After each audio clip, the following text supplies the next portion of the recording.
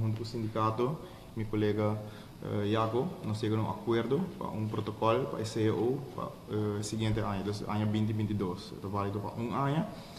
A negociação com a turma lugar a começar fim de ano passado.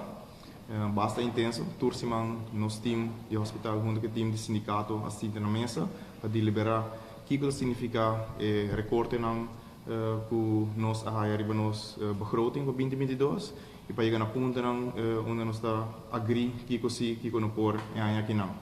Me quero chamar danke na team que ajuda nós, o time de HR de hospital, Sheila, Freddy, op danke. Estamos jurista, Marisol, parte financeiro, Kenneth e gente era um time, só um time grande nós temos aqui não. E nós damos nosso feedback na diretiva. Também queremos danke na sindicato. Me sabe que a negociação não está fácil. Nós não estamos aqui para celebrar um pouco, até quando se diz que vamos virar para ano, sobre essa aqui é ano que nós primeiro mais ou menos kilo por passen in het hospitaal.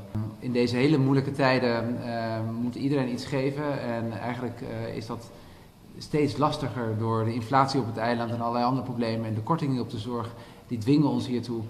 Dus uiteindelijk is het iets wat we allemaal natuurlijk met wat doen, maar wat niet echt fijn voelt.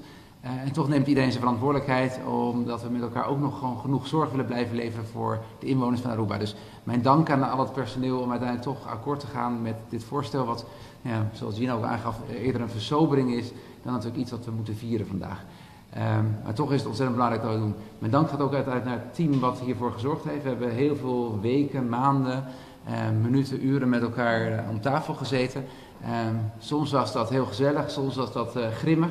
Maar uiteindelijk ligt er wel iets waar we met elkaar een akkoord over hebben kunnen bereiken. En dat is eigenlijk door de inspanning van iedereen. Dus dankjewel aan alle teammembers die dat voor elkaar hebben gekregen.